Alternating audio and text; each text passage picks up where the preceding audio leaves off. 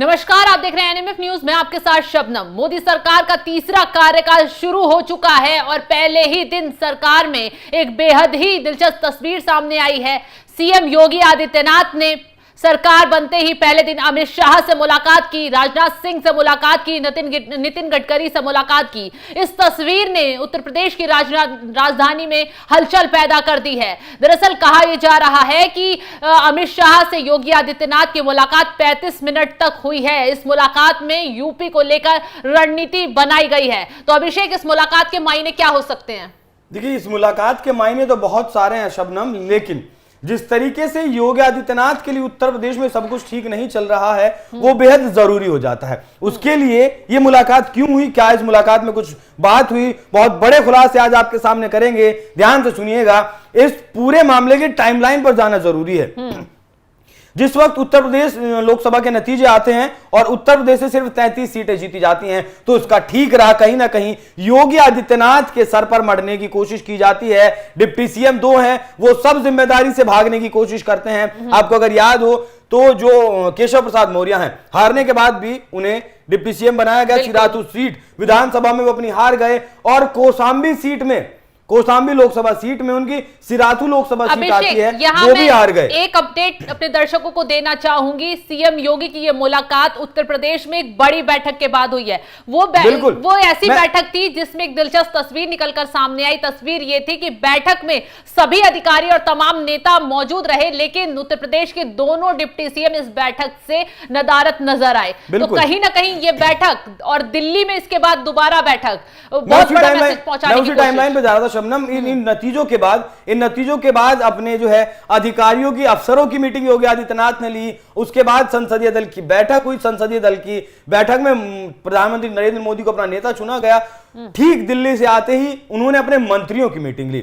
उन मंत्रियों की भी जिन्हें सांसदी का टिकट दिया गया और वो सांसद बन चुके हैं। अब उत्तर प्रदेश से उनका मतलब नहीं, लेकिन हार की जो जिम्मेदारी है वो सबके साथ साझा की गई। योगी आदित्यनाथ ने जो वो मीटिंग ली अपने मंत्रियों की, उसमें ब्रजेश पाठक जो डिप्टी सीएम उत्तर प्रदेश के, केशव प्रसाद मौर्य, वो नहीं पहुंचे उस मीटिंग में। तो सवाल उठने लगे कि क्या दिल्ली से सीधा आदेश मिला है ब्रजेश पाठक को और केशव प्रसाद मौर्य को? क्योंकि अगर आपको याद हो तो बीजेपी सरकार उत्तर प्रदेश की जो है और बीजेपी का जो संगठन है, उनमें दोनों में बहुत भारी अंतर है। मतलब सरकार चलाना चाहते हैं योगी आदित्यनाथ, लेकिन बीजेपी का जो संगठन है उत्तर प्रदेश में, जो बीजेपी के अध्यक्ष हैं भूपेंद्र चौधरी, वो उन दोनों के बीच टकराव है। क्योंकि भूपेंद्र चौधरी सीधा दिल्ली से आदेश लेते हैं, दिल्ली के आदेश पर ही वो काम करना चाहते हैं। लेकिन योगी आदित्यनाथ एक ऐसे मुख्यमंत्री हैं जो किसी के हाथ की कठपुतली बनकर काम नहीं कर सकते और ना ही वो बनना चाहते हैं। इसीलिए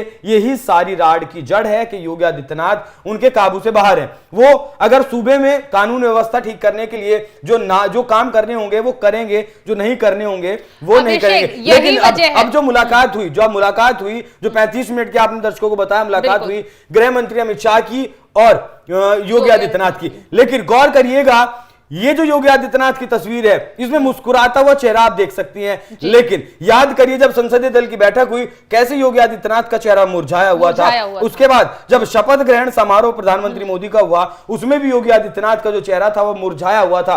लेकिन इस मुलाकात के बाद जब ये तस्वीर बाहर आई तो इस तस्वीर ने बहुत कुछ साफ कर दिया। राजनाथ सिंह तो खैर पुराने कद्दावर नेता हैं बीजेपी के और योगी आदित्यनाथ उनके खास भी हैं, लेकिन अमित शाह की बात पर जो है मैं पूरी करूंगा, उसके बाद जो है आपके पास आऊंगा शब्द। अमित शाह को योगी आदित्यनाथ ने सिलसिलेवार ढंग से बताया। 35 मिनट जो मुलाकात हुई वो इसीलिए हुई, हार का मंथन किया गया। उन्होंने कहा कि जो लिस्ट हमने आपको भेजी थी, इन नेताओं को टिकट नहीं दिया जाए, लेकिन आपने उन लोगों को टिकट दिया। उसके बाद जिन मंत्रियों की लिस्ट भेजी गई कि आप राज्य मंत्री या कैबिनेट मंत्री, क्योंकि उत्तर प्रदेश में जो डैमेज हुआ है उसका कंट्रोल करना बहुत जरूरी है। अगर वो कंट्रोल आप नहीं करते हैं तो आने वाले विधानसभा चुनाव में 2027 में और ज्यादा बुरी हार का सामना करना पड़ सकता है और समाजवादी अकेले दम पर सरकार भी बना सकती है। यही वजह है कि अभिषेक कहा जा रहा है कि अमित शाह से जो योगी आदित्यनाथ की मुलाकात हुई है, उस मुलाकात में न सिर्फ हार पर मंथन किया गया है, बल्कि उत्तर प्रदेश में आने वाले दिनों में क्या बदलाव किए जाएंगे, किसको किस जिम्मेदारी से हटाया जाएगा और किसको क्या नई जिम्मेदारी दी जाएगी। सूत्रों के हवाले से कहा जा रहा है कि इस बैठक में यह बातचीत हुई है। इस बैठक में सूत्रों के हवाले से खबर यह भी है कि ब्रजेश पाठक और केशव प्रसाद मौर्य के बारे में भी बात की गई और हो सकता है आने वाले वक्त में 27 के विधानसभा चुनाव से पहले या फिर आने वाले कुछ दिनों में इन दोनों का पत्ता भी जो कैबिनेट है उत्तर प्रदेश की उससे साफ हो जाए, क्योंकि कहीं ना कहीं भीतर खाने तो षड्यंत्र योगी आदित्यनाथ के खिलाफ चल रहा था। हार की जिम्मेदारी, हार के कारण अगर राजपूतों का विरोध था तो हार का कारण कहीं ना कहीं केशव प्रसाद मौर्य को भी बताना पड़ेगा कि वो कौशाम्बी सीट कैसे हार गए, जब वो सिराथू सीट से हारे थे। हालांकि कम से कम उसके बाद तो उन्हें मेहनत करनी चाहिए थी। क्या यहां ये मान लिया जाए कि केशव प्रसाद मौर्य, ब्रजेश पाठक जमीन पर जाकर मेहनत नहीं कर रहे हैं, वोटर्स के साथ नहीं जुड़ रहे हैं, जनता के साथ नहीं जुड़ रहे हैं, जनता के मुद्दों को नहीं उठा रहे हैं, और मुखिया होने के नाते सरकार का योगी आदित्यनाथ के सिर पर वो ठीकरा फोड़ देना चाहते हैं। लेकिन योगी आदित्यनाथ की जो अमित शाह के साथ मुलाकात हुई, और खबरें ऐसी भी हैं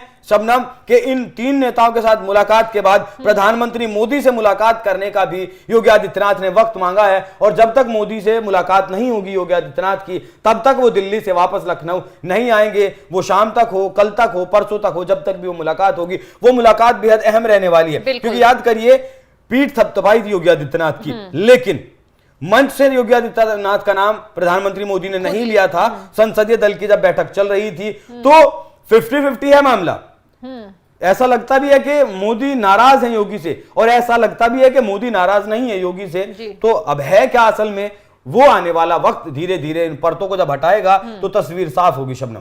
तो यानी कि आने वाले समय में उत्तर प्रदेश में दोनों डिप्टी सीएम पर गाज गिर सकती है। जिस तरीके से यूपी में हार हुई है उसकी जिम्मेदारी किसी के सर पर रखी जाएगी, कमियां देखी जाएंगी, आखिर किस सीट पर कितनी किसकी वजह से कमी रही। और पीएम मोदी हो सकता है कि योगी आदित्यनाथ की बैठक हो, योगी आदित्यनाथ वहां पर भी वही चीजें ब्रीफ करें जो उन्होंने अमित शाह के सामने की है। तो आने वाले दिनों में पीएम मोदी के सामने जब रिपोर्ट कार्ड उत्तर प्रदेश का रखा जाएगा तो कोई बड़ा फैसला उत्तर प्रदेश को लेकर लिया जा सकता है। मैं एक चीज और जोड़ना चाहूंगा शबनम कि जिस तरीके से आपने कहा कि अमित शाह के सामने मुलाकात रखी कि क्या कुछ हुआ, वैसे मोदी के सामने भी रखना जरूरी है बिल्कुल। क्योंकि मोदी यही मानते हैं कि योगी आदित्यनाथ वहां के मुखिया हैं, और मोदी जो प्रधानमंत्री मोदी अक्सर कहते आए हैं कि योगी उपयोगी हैं उत्तर प्रदेश के लिए।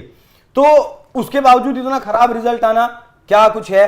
और जो षड्यंत्र उत्तर प्रदेश की सरकार में, उत्तर प्रदेश का बीजेपी संगठन जो योगी आदित्यनाथ के खिलाफ जो साजिश रच रहा है, जो षड्यंत्र रच रहा है, उसका भी पर्दाफाश कहीं ना कहीं योगी आदित्यनाथ मोदी के सामने करेंगे। बीजेपी आईटी सेल की भी कमियां रही, बीजेपी आईटी सेल का तो दिल्ली का ही कमी रही। अब जो बीजेपी के आईटी सेल के प्रमुख हैं अमित मालविया, उनके ऊपर खुद बीजेपी के नेता, संगठन के नेता शोषण के आरोप लगाने लगे हैं। कहने लगे हैं कि बंगाल का जो कार्यालय था वहां वो जो है महिलाओं के साथ जो है दुर्व्यवहार करते थे, शोषण करते थे उनका। तो ये तो मैं पहले से कहता हूं। अब देखिए जो 400 पार का नारा बीजेपी ने दिया, उसको जो तोड़ मरोड़ कर कांग्रेस ने पेश किया कि 400 पार लाकर बीजेपी संविधान बदल देना चाहती है और संशोधन करके आरक्षण खत्म कर देना चाहती है। अमित मालवीय की इतनी हिम्मत नहीं हुई कि इस नैरेटिव को तोड़ दें। वो विपक्ष के नैरेटिव को तोड़ नहीं पाए, विपक्ष के नैरेटिव को तोड़ नहीं पाए, जबकि पिछले 11 साल से बीजेपी का जो आईटी सेल है, जो पिच है सोशल मीडिया की, मुझे नहीं लगता इस हिंदुस्तान में मोदी से जबरदस्त बैटिंग किसी ने की हो। लेकिन नो डाउट राहुल गांधी की टीम ने इस बार बहुत बुरा मारा है अमित मालवीय को, और अमित मालवीय के पास कोई तोड़ नहीं था। यही कारण रहा कि उनका एजेंडा ध्वस्त नहीं कर पाए, नैरेटिव नहीं तोड़ पाए। यानी कि कुल मिलाकर हार का ठीकरा अमित मालवीय पर फोड़ा जाए तो बीजेपी की तरफ से कोई इसमें गुरेज नहीं, हैरानी वाली बात नहीं होगी। हाँ, तो अभी उत्तर प्रदेश को लेकर सबकी निगाहें दिल्ली पर टिकी हुई है, क्योंकि योगी आदित्यनाथ अभी अमित शाह से मिले हैं, राजनाथ सिंह से मिले हैं, नितिन गडकरी से मिले हैं। उनके बाद कहा जा रहा है कि योगी की मुलाकात पीएम मोदी से भी हो सकती है। अगर ये मुलाकात होती है तो इस मुलाकात में क्या कुछ खास होगा, क्या रणनीति उत्तर प्रदेश को लेकर बनाई जा सकती है, इस खबर पर पल पल की अपडेट के लिए आप बने रहिए हमारे साथ। नमस्कार।